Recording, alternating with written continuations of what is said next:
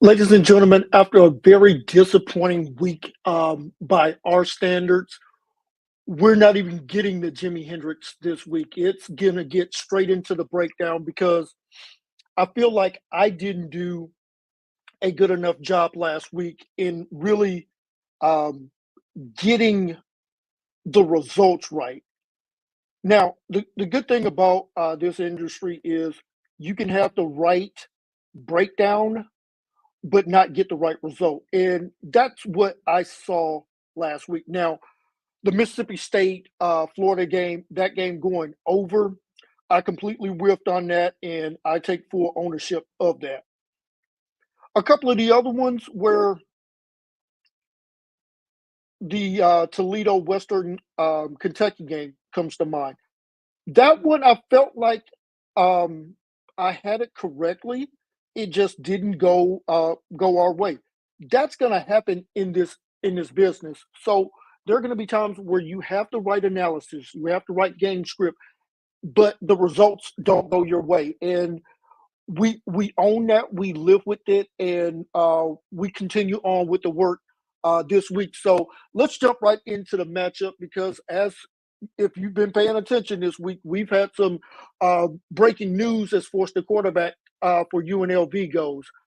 Quarterback Matthew Saluka opting out of the rest of the season. We won't get into the reasons why here on this podcast. We'll save that conversation for a later date in our state of the union as far as college football goes. So we're going to treat this like he suffered a season ending injury and just won't be available for the rest of the season. So we're going to have to kick out a lot of those numbers here. And we're just going to get into what each team needs to do to really win this contest. And when we look at UNLV, you're talking about a quarterback that, yes, only completed 44% of his passes, but 6 touchdowns, 1 INT. So he wasn't turning the ball over. You talk about his run production, you're talking about 39 carries, led the team, 253 yards, led the team, 6.5 yards per carry, and then had a long run of 46 yards. So you're going to be missing that production if you're UNLV. Now, who do they turn to as the quarterback? That's the question. We're expecting quarterback Cameron Farrell, 6'3" senior out of Hawaii, to take over, and absolutely no real stats to speak of this season. So let's talk about the UNLV defense and really see if they're going to be able to stand up in this contest here. So UNLV on the season only allowing less than 14 points per game. That's top 25 in the nation. Only allowing 300 yards of total offense.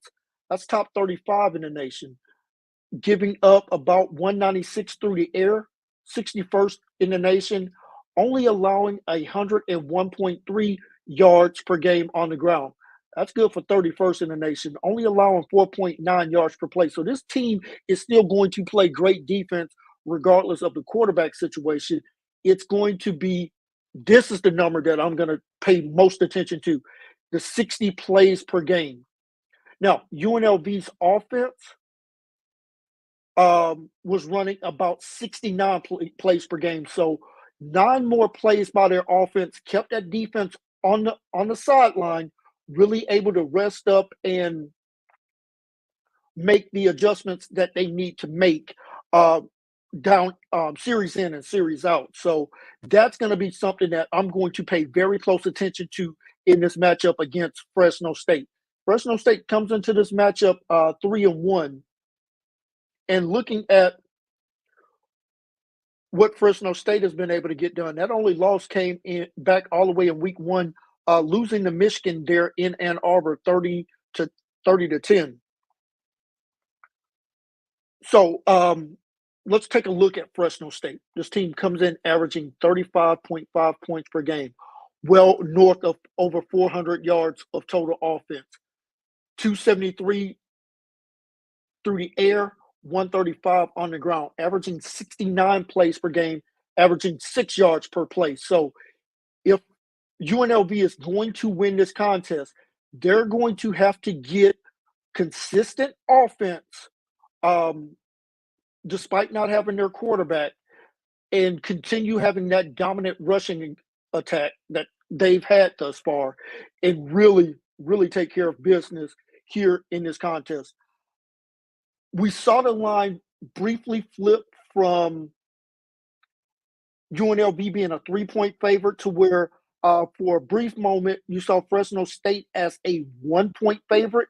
That has now swung back to where it sits right now with UNLV being a 2-point favorite in this contest. So, bettors are really interested to see how this new UNLV team is going to look without the quarterback.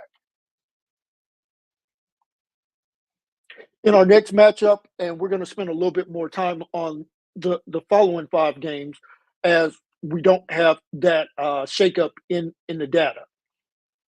Up next, the Washington Huskies come in with a surprising record considering the amount of turnover that they had in the offseason. Head coach, quarterback, wide receivers all departing to the NFL. Only one starter back from that team that played for the national championship last year. Washington Huskies come into this contest against Rutgers with a 3-1 record. Their only blemish so far on the season was losing the Apple Cup against Washington State a couple of weeks ago. Lost that game 24-19. So let's take a look at this matchup from an overall breakdown standpoint, as Rutgers comes into this contest with a 3-0 record. If you heard our podcast or watched the video on YouTube and Twitter, where we have Rutgers in our preseason poll, well, not a preseason poll, I should say, our first in-season poll, we have Rutgers as the number 8 team in the country. For us right now, Washington is outside of the top 25, but yet that point spread sits extremely razor thin. So a lot of respect going to this Washington Husky team under Jedd Fisch in his first year there in Seattle. Washington comes in averaging 27 points per game, over 450 yards of total offense, almost 292 yards through the air, 165 on the ground. Is their overall numbers, averaging about 65 plays per game, 7.1 yards per play. Excellent as far as the yards per play number. Let's take a look at that Rutgers defense for just a moment. This Rutgers defense is playing absolutely fantastic ball, averaging less than 16 points per game allowed, 296 yards of total offense allowed, 135 through the air, 160 on the ground. Their opponents only running 58 plays per game. So this Rutgers team knows how to get off the field on third downs. Let's take a look at this Rutgers offense, averaging just slightly under 40 points per game, 470 yards of total offense. That's a top 20 in that category. 215 through the air, 256, on the ground, averaging 71 plays per game, 6.6 yards per play. Let's take a look at that Washington defense because they're playing lights out as well. Only allowing 10.3 points per game. That's top 11. 238 yards of total offense, 131 through the air, 106 on the ground. Their opponents are only averaging 62.5 plays per game, only 3.8 yards per play. You want to know why this point spread is so razor thin? This Washington Husky team is playing really good defense so far. Now, usually we wait till after week 5 to where we start to use some of those advanced numbers. But here's what we will start to look at in looking at head coach Jedd Fisch there for the Huskies.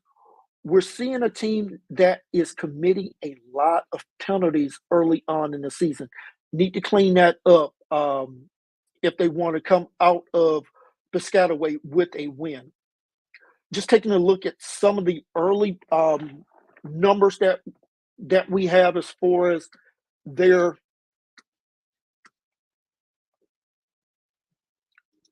advanced metrics go.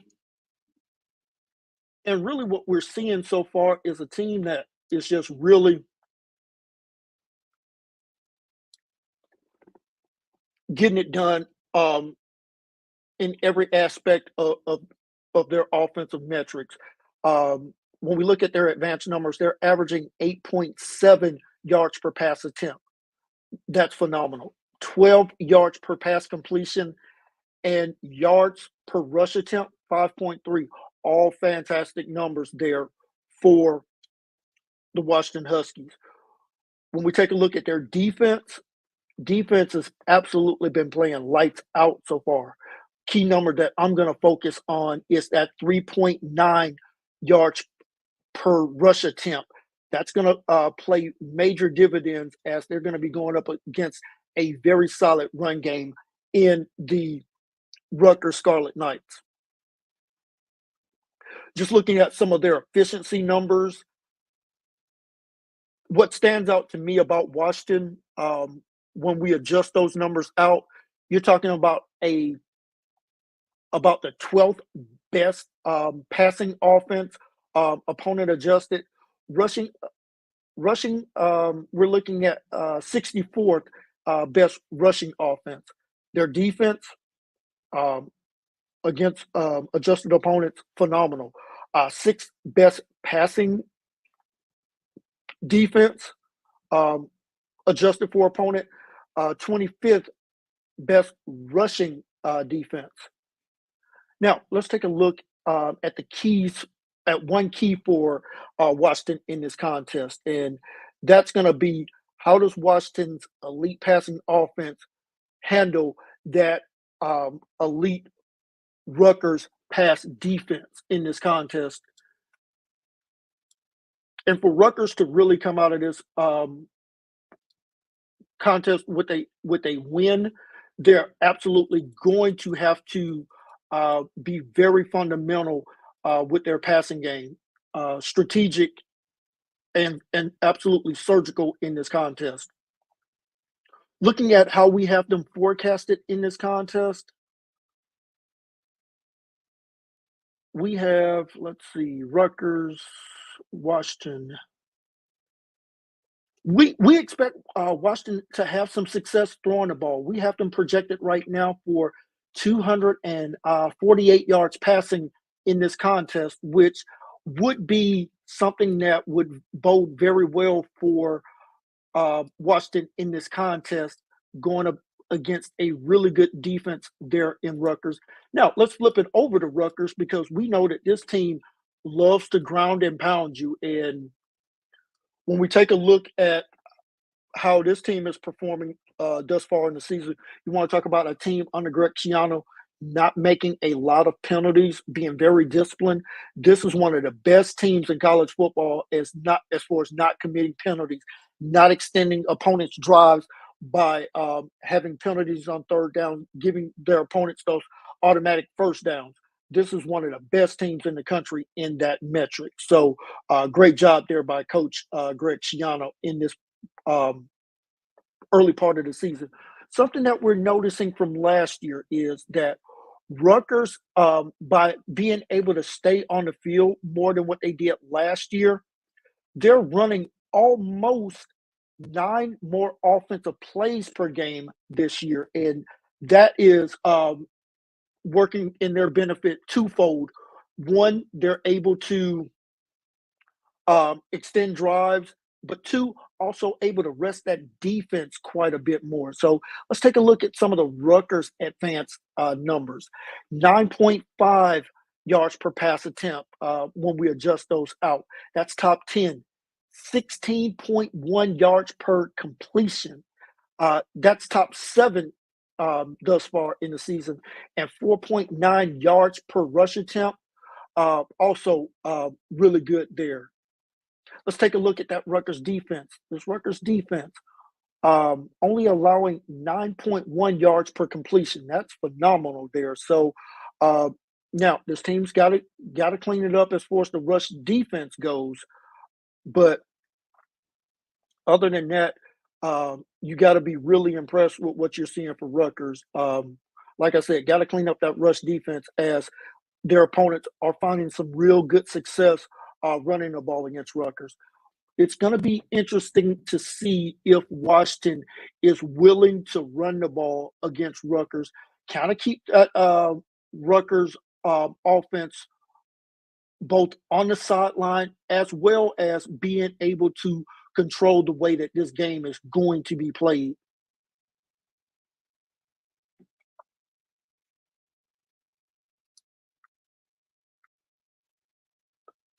And looking at what we project for this Washington offense, we're projecting this Washington offense to have a lot of success in this ball game. Over 170 yards is what we're expecting out of this Washington offense. While conversely, we're only expecting 144 yards out of this Rutgers rushing attack. So the data is really kind of marrying up with what we're seeing in the betting market that this should be a very closely contested ball game uh, in Piscataway, and that is a 7 p.m. kickoff on Friday night. Coming up next is a big time showdown in the Big 12. Both teams coming off a loss last week, and that would be Oklahoma State traveling to Manhattan, Kansas to take on the Kansas State Wildcats. And in this contest, I think we're going to see two teams that really need to start to find their identity this season. And I'm not going to bury the lead, folks. There's something majorly wrong with this Oklahoma State rushing attack. Uh, Once, okay, we'll buy it. But this is 3 games in a row where we have not seen the Oklahoma State offense be able to run the ball at all. You're talking about Ollie Gordon II, won the Doak Walker Award last year as the nation's best running back. On the season, folks, he only has 258 yards total rushing in 4 contests on 73 carries. That is not the numbers that you expect out of a running back with this kind of talent. Last week, we saw this team just really struggled to run the ball against Utah, losing that game at home in Stillwater to Utah. We'll talk about Kansas State as well. Uh, Kansas State lost last week to BYU. That game, little bit different, I would say. Kansas State, 3 turnovers in that ball game. BYU, no turnovers. That, folks, was the difference because outside of that, you saw a Kansas State team have a lot of success running the ball last week. It was just the turnovers that got them. 43 carries, 228 yards rushing against BYU. Let's take a look at the numbers breakdown here. We're just going to go Oklahoma offense versus that K-State defense. Oklahoma State, averaging 37 points per game, 406 yards of total offense, 310 through the air, only 96 on the ground, averaging almost 70 plays per game, only 5.8 yards per play. That's something to keep an eye on in this contest. They're going up against a Kansas State defense that only allows 19 and a half points per game, 298 of total offense, 215 through the air, and 83 on the ground. So we do not expect Kansas State to give up a lot of rushing production to Oklahoma State in this contest, especially considering how poorly that Oklahoma State is running the ball already. Now, let's take a look at that K-State offense, averaging about 29 points per game, 400 yards of total offense, 160 through the air, but 240 on the ground. 62 plays per game, averaging 6.5 yards per play. Let's take a look at that Oklahoma State defense that they're going to be going up against, allowing 21 points per game. Folks, this is what's scary about this matchup. 461 yards of total offense, 281 through the air, 180 on the ground. Their opponents are averaging 77 plays per game. This is a defense that cannot get off the field. 6 yards per play is what the Oklahoma State opponents are averaging. That does not bode well for a team that likes to run the ball in Kansas State. We're projecting Kansas State in this matchup to be able to have a lot of success. Folks, we're projecting this Kansas State offense to run the ball for over 280 yards in this contest. If they're able to get to that number, you can see why the market is starting to lean the way that I'm thinking in this matchup. We talked about it in the opener with Billy, where that line sits. As we sit at this very moment, Kansas State is now a 5-point favorite at home. Keys to victory, I literally just spelled them out. You're talking about a one-dimensional offense in Oklahoma State. It's either through the air or it's nothing. And you're going up against a Kansas State defense that plays actually pretty well against the pass, and especially if they don't have to worry about the ground game, they could absolutely make life difficult for Mr. Bowman, quarterback for Oklahoma State, in this matchup. You want to see DJ Giddens, running back for Kansas State, get off to a very fast start in this contest. On the season, 68 carries, 417 yards, just the one touchdown. And you want to see Avery Johnson, the quarterback for Kansas State, just take care of the ball in this contest. I think if Kansas State does not turn the ball over, they're going to be able to have some success in this contest against Oklahoma State.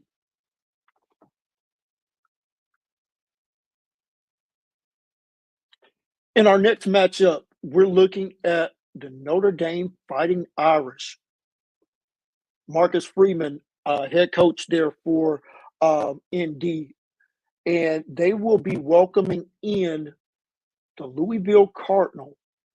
Now, Louisville comes into this game with a 3-0 record. And just taking a look at their wins thus far, you're talking about wins against Austin Peay, where they won that game 62-0. Beat Jacksonville State 49-14, and then last week beat Georgia Tech at home 31-19. And let's take a look at the numbers for that matchup, where we saw Louisville absolutely have a lot of success throwing the ball. 13 for 19, 269 yards passing. Folks, that was 14 yards per pass attempt. Can you imagine what that number was for completion? North of 20 in that metric. Notre Dame, we know about the disappointing loss there to Northern Illinois several weeks ago. And then last week, a very, I would say, pedestrian win against Miami of Ohio. Notre Dame got out to a 14-3 lead at halftime, was only able to score 2 more touchdowns there in the second half to make that number look a little bit bigger than what it was. Notre Dame, a lot of success last week running the ball, 36 carries, 270 yards as far as production go. Did lose 2 fumbles in that ball game, so I'm sure that had something to do with that margin of victory stand as closely connected as it did in the final number breakdown. Let's take a look at the Louisville offense versus this Notre Dame defense. Louisville is averaging 47 points per game, 500 yards of total offense, 308 through the air, 194 on the ground. Doing that on only 60 plays per game on offense. Folks, 8.4 yards per play. Whew, this Notre Dame defense, as good as they were last year, allowing less than 10 points per game, 256 yards of total offense, 135 through the air, 121 on the ground. Oppo- Opponents only averaging 62 plays per game, 4.2 yards per play. Big drop off there. Let's take a look at this Irish offense versus the Louisville defense. Notre Dame's offense averaging 33 points per game, 412 yards of total offense, 174 through the air, and 238 on the ground.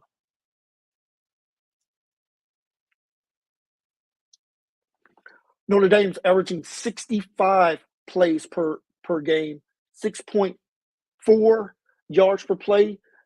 And when we take a look at that Louisville defense, 11 points per game, 269 yards of total offense, 181 through the air, 87 on the ground. Louisville's opponents averaging 62 plays per game, only 4.3 yards per play. So on the surface, this should be a very closely contested ball game. And when we look at Jeff Brom, we know that he's one of the most aggressive coaches going for it on fourth down. That's something to keep in mind in this matchup. I think that Brom's going to be even maybe a little bit more aggressive as far as that goes. If it's 4th and 3 or less, I will not be surprised at all if you see Louisville going for it on fourth down, just depending on where they are on the field and, of course, which quarter we're in. But I would not be surprised to see that from Louisville in this contest. You're talking about a team that is just absolutely mind-boggling numbers. 12 yards per pass attempt, 18 yards per pass completion, 4.6 yards per rush attempt. Let's compare that out to the Notre Dame defense.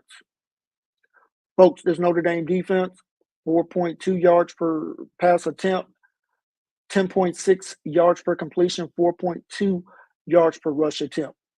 I truly believe this game is going to come down to, because we know the strength of this Louisville Cardinal team is their passing attack. And let's just see what the projections for this contest show. And we're expecting Louisville to have some success being able to throw the ball against this really good Notre Dame defense. About 275 yards per game in this game is what we're forecasting. Notre Dame, we're forecasting them to be right at about 195 yards per game in this game, I should say, passing the ball. Let's take a look at the rushing breakdown, because I think this may be where you see Notre Dame with a big advantage. We talked about those two fantastic players on the defensive line for Notre Dame. Howard Cross the third, really anchoring that defense. We're expecting Louisville to be well under their average in this contest. We talked about it, 194 yards on the ground. We're expecting that number to be cut in half and then some. We're expecting Louisville to be under 90 yards in this contest. Conversely, we're expecting Notre Dame to have a lot of success. They're led by their fantastic sophomore tailback, Jeremiah Love. On the season, 46 carries, 339 yards, 7.4 yards per rushing attempt, and 4 touchdowns. We're expecting Notre Dame to go over 200 yards rushing in this contest. The breakdown for this contest, we see it if Notre Dame is able to control the clock and control the pace of play with their running offense and getting off the field on third down, that will bode extremely well for Notre Dame in this contest. Our next contest, we find a team that one of the teams we're dubbing as America's team, and that is the Indiana Hoosiers, welcoming into Bloomington, Indiana, the Maryland Terrapins, and Maryland's off to a really solid start on the season. Same can be said for Indiana as well. So Maryland comes in with a 3-1 record on the season, and they have wins over UConn, um, a big rivalry game against Virginia, winning that 27-13, and then last week beating Villanova out of the FCS 38-20. Their one loss came back in week number 2 against Michigan State. Very closely contested loss there, losing that contest at home 27-24. Indiana comes into this contest with a 4-0 record and checked into the polls for us in the top 10. Matter of fact, 7th overall is where we have Indiana right now. And they're led by an offense that has not scored less than 30 points in any of their 4 contests. And we understand it hasn't been a murder's row. They haven't faced the 27 Yankees, beating teams like FIU, Western Illinois out of the FCS, UCLA, now conference opponent, and then last week beating Charlotte 52-14.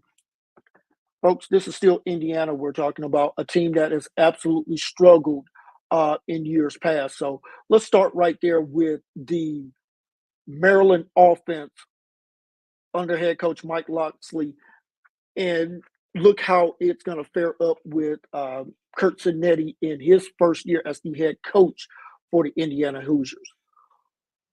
Maryland comes into this game averaging 35 points per game, 464 yards of total offense, 309 through the air, 155 on the ground. Maryland is racking up 73 plays per game, 6.4 yards. 6.4 yards per play. Got to clean up the penalties. This team is one of the most penalized teams in college football. 7.5 penalties per game, 70 yards in penalty yardage. That's not going to even include all the lost yardage that they have on top of that. This Indiana defense, we understand, opponent notwithstanding, 9.3 points per game allowed, less than 200 yards of total offense, 125 through the air, 75 on the ground. Their opponents are only averaging 54 plays per game, 3.7 yards per play. This Indiana offense, it's been putting up video game numbers, 50.5 points per game, 514 yards of total offense, 288 through the air, 225 on the ground. Indiana is running almost 66 plays per game, and they're doing that on 7.8 yards per play. Taking a look at this Maryland defense, 17 points per game, 349 of total offense allowed, 247 through the air, 102 on the ground. Maryland's opponents are running 66 plays per game, 5.3 yards per play. And if we are going to really get a good indication in this matchup, let's start there with the running game for both teams and what our numbers are forecasting for both of these teams.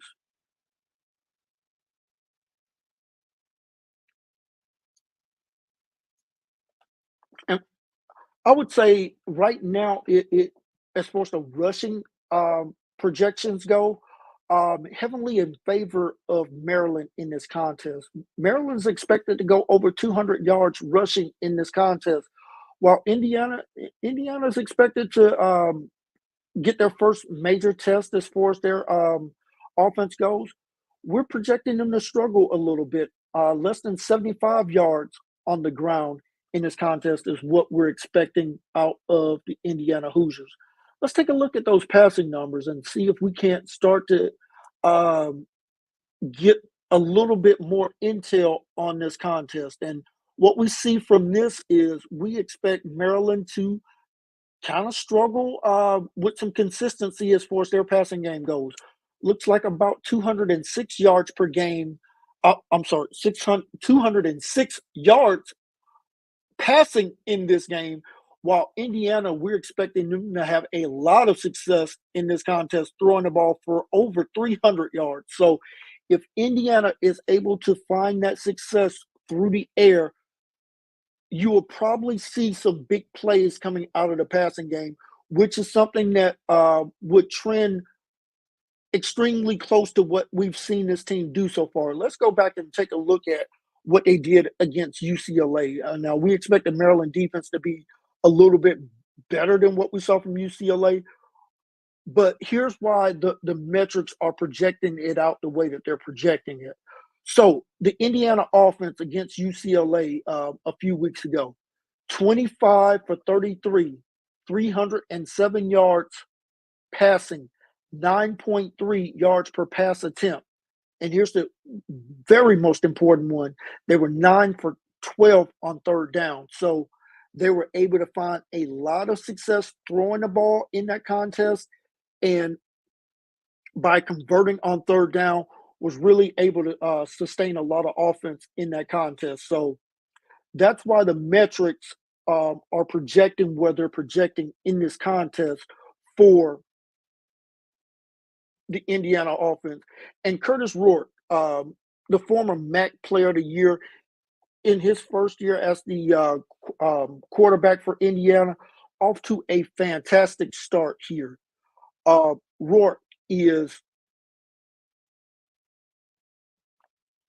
on the season 71 for 94, 1,013 yards, 8 passing touchdowns so far on the season, no INT. So he's playing like a true veteran quarterback right now, putting up some great numbers, not turning the ball over.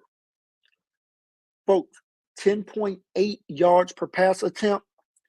That's on pace to what Jaden Daniels was doing last year for LSU, en route to him winning the Heisman.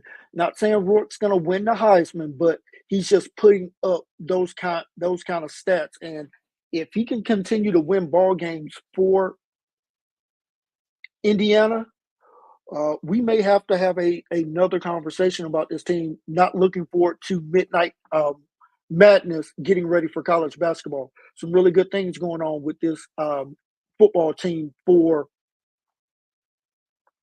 Indiana.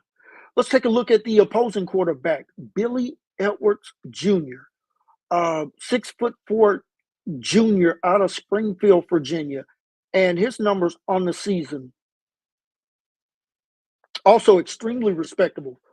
102 completions, 136 attempts, completing 75% of his passes, 1,155 yards of passing offense, averaging 8.5 yards per pass attempt, 8 touchdowns to 2 INTs. So he's also doing a tremendous job there for his Maryland Terrapins.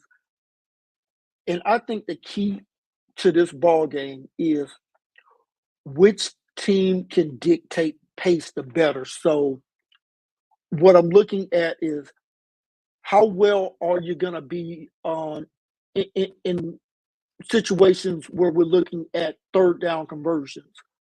The Maryland Terrapins, one of the better teams in the nation on third down.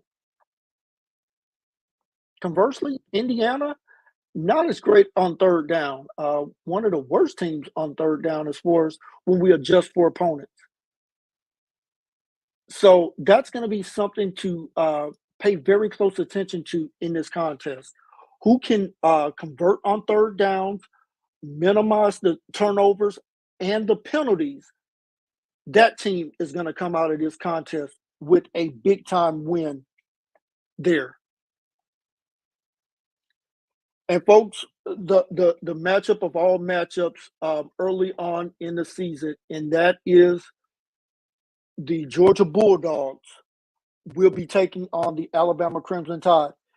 This is our Matlock and Julie Vols balls to the wall game of the week.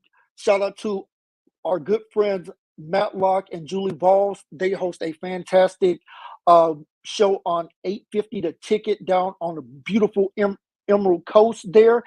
And I have the pleasure of joining them on Wednesdays and Fridays, 10 a.m. Central Time, breaking down the college games upcoming on Friday.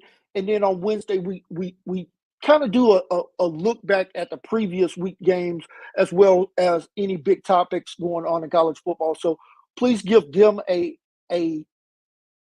follow on Twitter at Matlock850, as well as follow all of their work. You can actually stream the show as well. So if you want more of me and more of some of the breakdowns that we do, definitely tune in to that show because two great people hosting a great college football show. Let's get into it because this matchup is going to be different in years past. And what do I mean by that? It means something. It just doesn't mean everything this year because of the no divisions in the SEC. These two teams aren't guaranteed to see each other in the SEC championship game. Also, with the 12-team playoff, you're not bound by seeing, only one of these teams get into the college football playoffs. We know that there was an occasion where both teams got in, but with now having 12 teams in the playoffs, either team could lose on Saturday afternoon and it not be a hindrance to either team making the college football playoffs. So let's get into the matchup, and let's start with the visiting team, the Georgia Bulldogs. And we know Georgia, both teams come into this contest undefeated. Both teams are 3-0. Both teams with a nice non-conference win. Georgia winning there in Atlanta against the Clemson Tigers very convincingly. Same can be said for Alabama 2 weeks ago when they went up to Madison, Wisconsin, and really had a dominant performance there against Wisconsin. So we've seen these two teams have a really good game early on the season. We've also seen, both teams struggle as Georgia 2 weeks ago really struggled against Kentucky, escaping with a 13-12 win there in Lexington. And that's been a house of horrors for the Georgia Bulldogs over the past few years. They've just really struggled when they've gone to Lexington. And, of course, we saw the Alabama Crimson Tide there in the early part of the season really struggle for 3.5 quarters against South Florida. That score 42-16 is not a true representation of just how close that contest truly was. And this is a matchup of our number 1 team in Alabama, and our number 5 team in Georgia. So, top 5 matchup as far as our power rankings go. And let's talk about the Georgia Bulldogs here. We're going to do this one just a little bit differently. Let's talk about the Bulldogs offense and defense, and then we'll flip over and do the same thing for Alabama here in just a moment. So Georgia comes in averaging 32 points per game, 400 yards of total offense, 257 through the air, 146 on the ground. Georgia's only running 58 plays per game, so one of the more slower paced teams in college football, averaging 6.9 yards per play. Here's where Georgia really has to clean things up, and that is the penalties. 8 penalties per game. That's not Georgia football there. Absolutely got to clean that up. And let's take a quick peek back to how many penalties did they have against Kentucky? Right on the number. 9 penalties for 85 yards in that contest. So absolutely got to clean that up if you are the Georgia Bulldogs. Their defense, I mean, what do you expect for Kirby Smart? I mean, you expect this defense to be absolutely lights out, averaging 6 points per game allowed, 202 yards of total offense, 91 through the air, 111 on the ground. Their opponents are only averaging 58 plays per game, 3.5 yards per play. That's phenomenal defense there for the Georgia Bulldogs. Now, let's quickly take a look at Alabama. Alabama under first year head coach for them in Kalen DeBoer. Early returns, so far, so good. Not fantastic, not horrible. Just continue to row the boat there.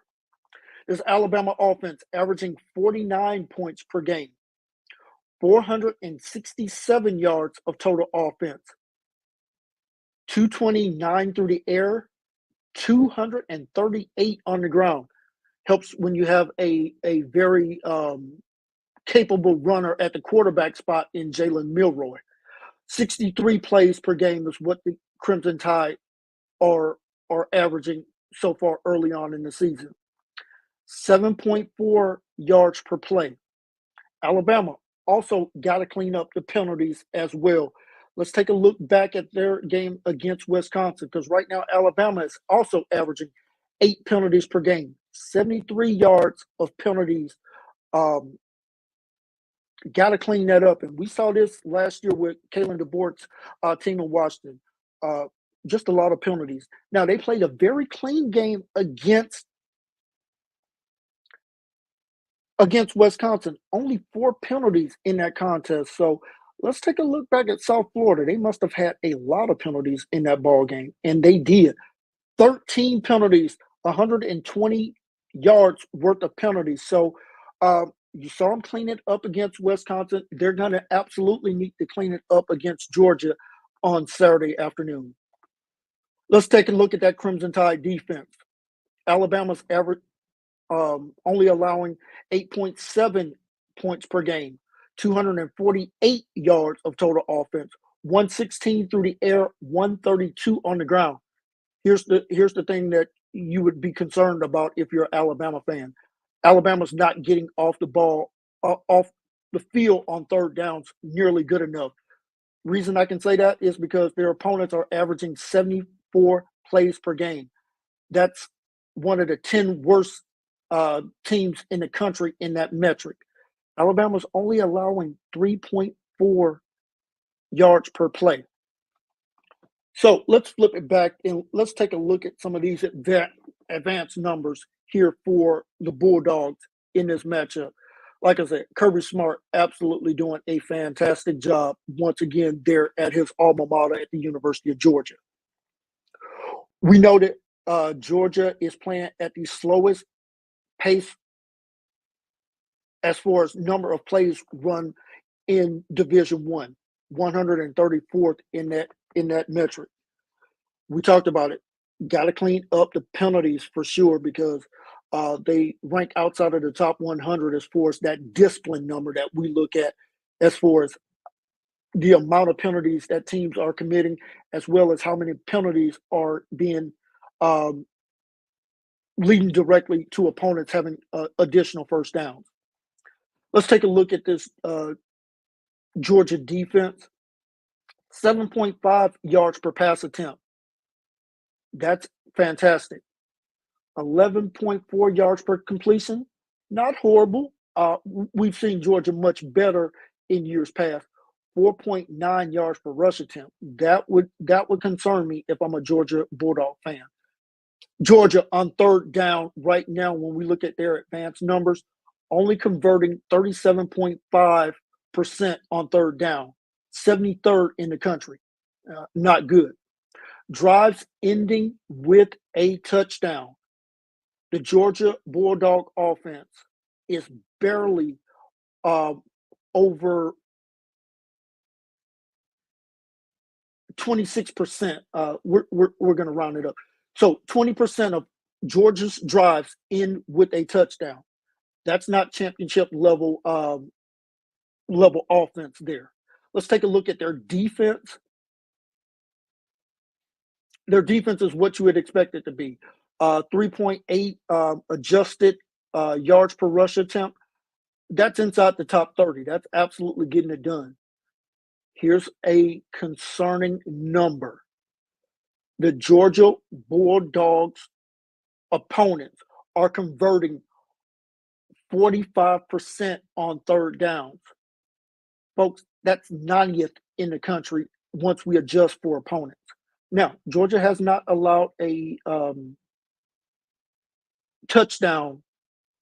Their defense has not given up a touchdown on the season. So that's fantastic. We'll see once they step up in competition on Saturday if that number holds. Now, let's take a look at Alabama. For the Crimson Tide, they are, let's take a look here, 9.1 yards per pass attempt, 14th best when we adjust that out for opponent. 14.7 yards per completion, that's also top 15. 6.4 yards per rush attempt. Now, a lot of that has to do with the quarterback in Milroy. And let's take a look at his numbers so far on the season, both as a passer and a runner. And in the breakdown, I'll go back and take a look at Carson Beck. 35 for 52, completing 67% of his passes for 590 yards, 11.3 yards per attempt, 8 touchdowns, no INTs. You love that from your quarterback position.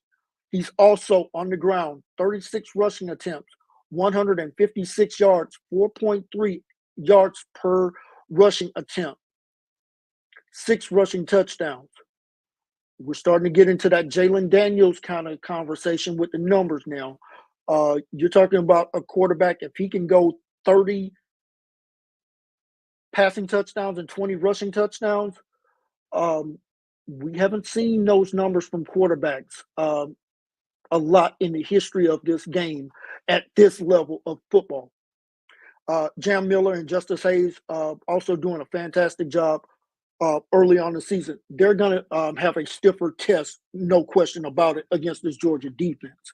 Now, let's take a look at Alabama. Alabama's offense on third down, 52.5% is what they're converting on third down. You just heard me mention how the Georgia defense is allowing third down conversion. Alabama is one of the best in the country at converting on third downs. Alabama's drives ending with a touchdown, 51.2%. Something to definitely keep in mind there.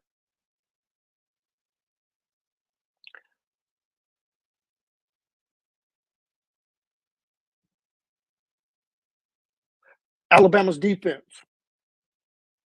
4 yards per rushing attempt is what they're giving up. Okay.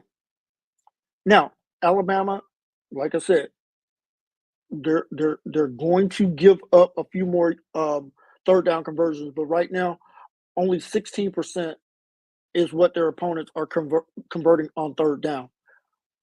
That's something to definitely pay attention to. So, I said I would give the numbers for Carson Beck. Let's do that.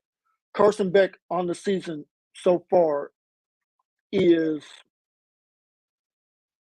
56 completions, 82 attempts, completing 68% of his passes, 680 yards, 8.3 yards per passing attempt, 7 touchdowns, no INTs. You love the touchdown to INT ratio. You want to see a quarterback of this caliber start to complete some more big passing plays down the field to really open up this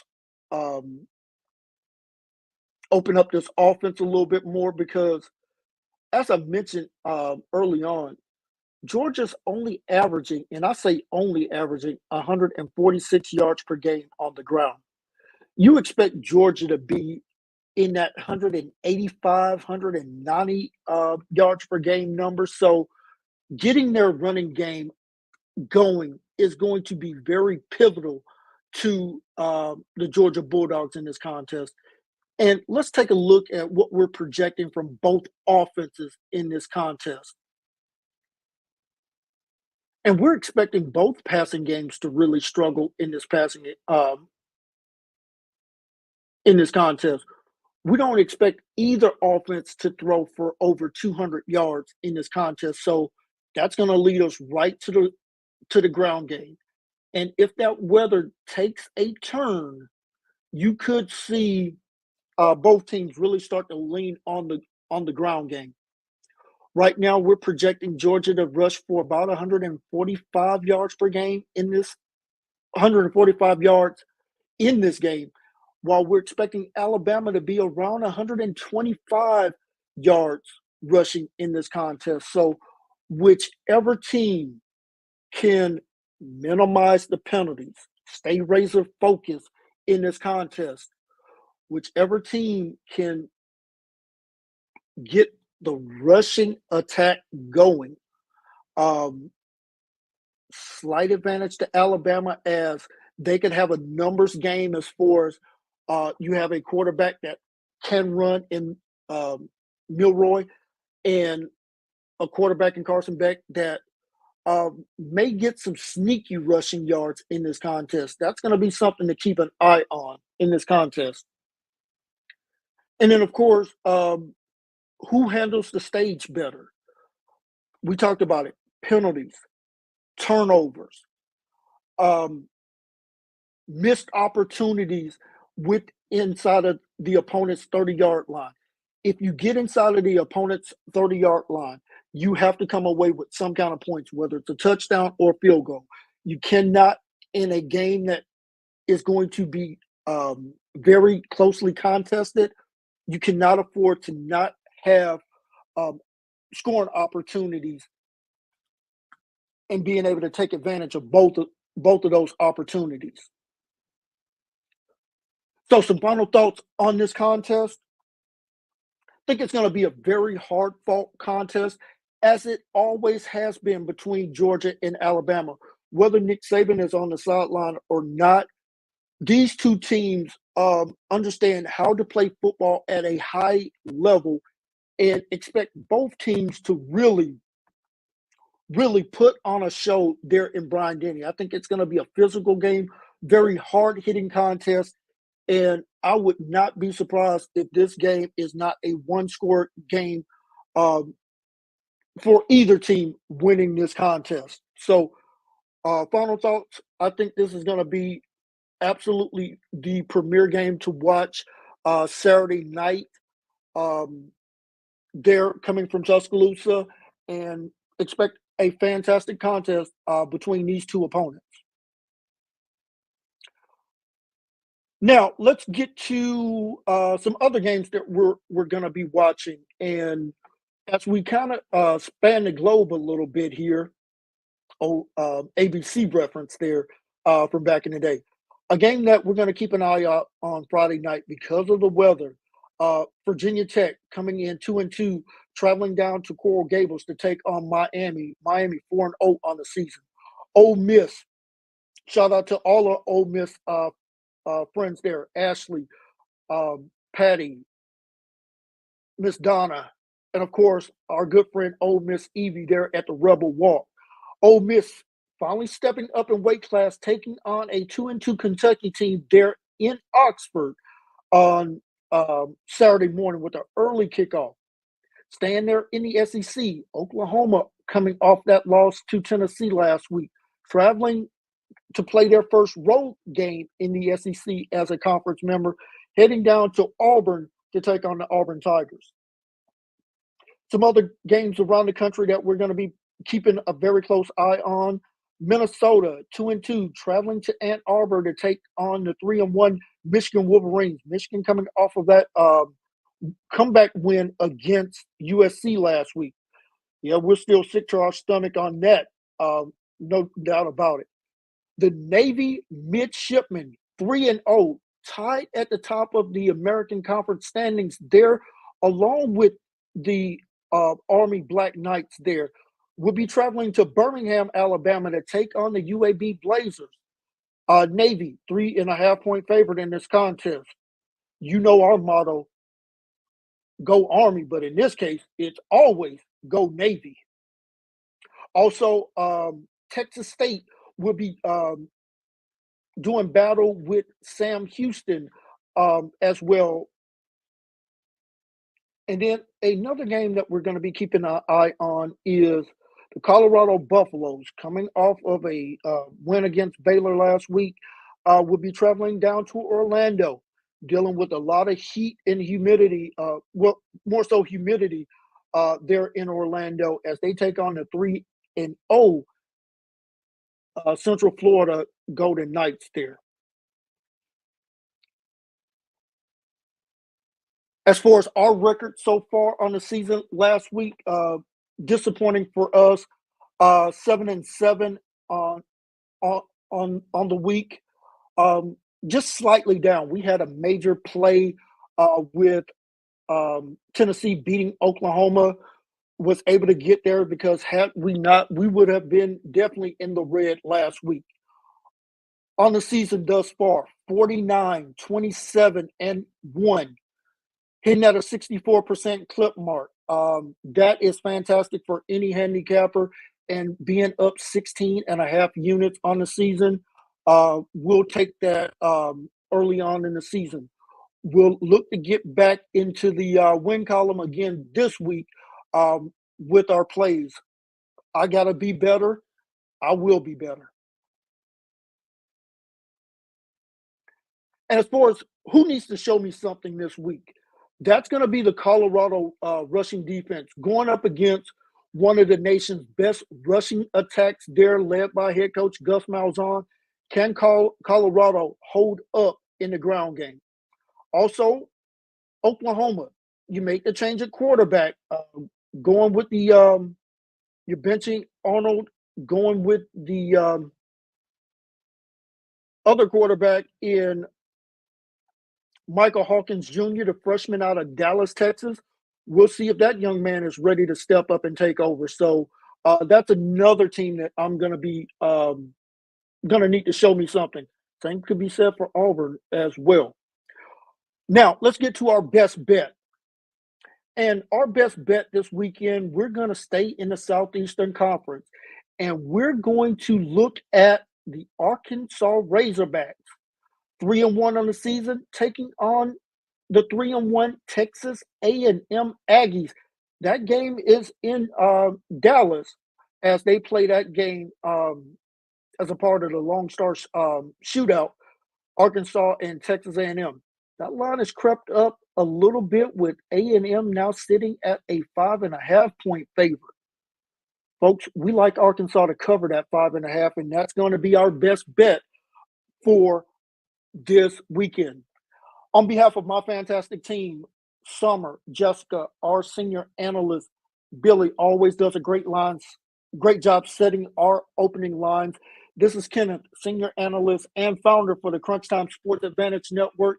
Want to thank you for either watching us on YouTube, listening to us on your podcasting platforms, or streaming this live on Twitter. Want to say thank you, and as always, enjoy your weekend. And for everybody in the pathway of that category hurricane there in Helena, please be safe. Please be safe. Please be mindful of any recommendations as far as evacuations if need be. Stay safe. Know that we're thinking of you, love you, and as always, God bless.